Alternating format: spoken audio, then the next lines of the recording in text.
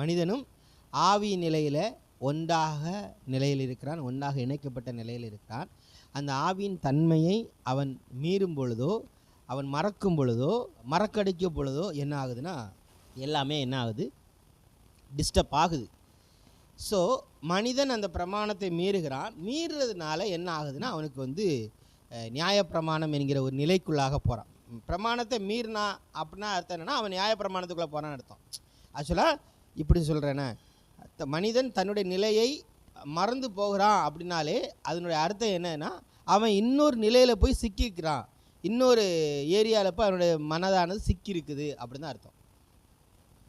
So அப்படி சிக்கியிருக்கிற நிலை தான் இஸ்ரவேல் ஜனங்கள். எந்த ஏரியாக்குள்ளே சிக்கியிருக்கிறாங்கன்னா, பிரமாணத்திற்குட்பட்டு படைக்கப்பட்ட மனிதன் இப்போ அந்த பிரமாணத்தை விட்டு வெளியேறி நியாயப்பிரமாணத்துக்குள்ளே சிக்கியிருக்கிறான். நியாயப்பிரமாண மனநிலை, அது வந்து நியாயப்பிரமாண மனநிலை இல்லைன்னா ரிலீஜியஸ் ஸ்பிரிட்டு, அதாவது மதம், வைராக்கியம், மதமான ஒரு மனநிலை அப்படின்னு சொல்லலாம். நிறைய மனநிலை சொல்லலாம். ஸோ அந்த மனநிலைக்குட்பட்ட நியாயப்பிரமாண மனநிலைக்குட்பட்ட ஒரு மனிதனிடத்துல தான் பவுல் சொல்கிறாரு, நீ மற்றவர்களை குற்றவாளியாக தீர்க்கிற, ஆனால் உன்னுடைய நிலையை எப்படி தான் இருக்குதுன்னா தவறாக இருக்குது, உன்னுடைய புரிதலே தவறாக இருக்குது. அவன் மற்றவருடைய நிலையை எப்படி குற்றப்படுத்துகிறானா, நீங்கள் யாரும் சரி கிடையாது. சில கட்டளைகள் இருக்குது, அந்த கட்டளைகளை நீங்கள் கடைப்பிடிக்க மாட்டீங்க. ஃபார் எக்ஸாம்பிள், பைபிளில் ஏழைகளுக்கு கொடுக்குன்னு இருக்குது, ஆனால் நீங்கள் யாருமே கொடுக்கறது இல்லை. ஆனால் உண்மையிலே மனிதன் படைக்கப்பட்ட விதமே என்னென்னா அவன் கொடுக்கும்படியாக தான் அவனுடைய இயல்பான நிலையே இருக்குது. அவனுடைய இயல்பான நிலை எப்படின்னா மற்றவர்களுக்கு கொடுக்கறது தான். அது ஒரு போதனையை கேட்டோ பிரசங்கத்தை கேட்டு வர்றதில்லை, தானாக அது வந்து கொண்டு இருக்கும். கொடுக்கறதுனா நீங்கள் வந்து பணம்ங்கிற ஏரியாவுக்குள்ளே போய் சிக்கிடக்கூடாது. எல்லாமே அது அந்தந்த மனிதனுக்கு அந்தந்த சூழலில் அந்தந்த இடத்துல ஒன்று நடக்கும். அது அவன் கொடுக்கக்கூடிய இடத்துல, பகிர்ந்து அளிக்கக்கூடிய இடத்துல தான் மனிதன் படைக்கப்பட்டிருக்கிறான். ஸோ அந்த நிலையை மனிதன் மறந்ததுனால அவனுக்கு ஒன்று சொல்லப்படுது, நீ கொடுக்கணும் அப்படின்னு சொல்லப்படுது. ஒன்றா அவன் என்ன பண்ணுறான்னா அந்த சிந்தைக்குள்ளே போய் சிக்கிக்கிறான். என்னது, நம்ம யார், நம்ம வந்து ஆண்டவருடைய பிள்ளைகள், நமக்கு மற்றவங்களுக்கு கொடுக்கணும் அப்படின்னு ஒரு சிந்தைக்குள்ளே சிக்கியிருக்கிறான். அந்த சிக்கியிருக்கிற சிந்தை இயல்பாகவே அவனை மற்றவங்களுக்கு கொடுக்க வைக்குதானே, கொடுக்க வைக்கலை.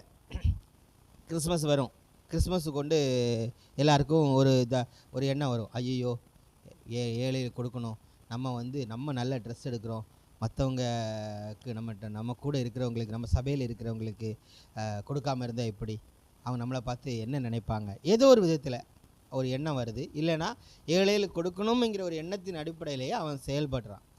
ஆனால் இது டிசம்பர் மாதமோ ஏதோ ஒரு ஃபெஸ்டிவல் நேரத்தில் உருவாகிற எண்ணமே கிடையாது. நான் சொன்னேன் இல்லையா, அந்தந்த நேரத்தில் ஒவ்வொரு மனிதனுக்குள்ளாகவும் அந்த இயல்பின் தன்மை, கொடுக்கக்கூடிய தன்மை செயல்பட்டு கொண்டே தான் இருக்கும்.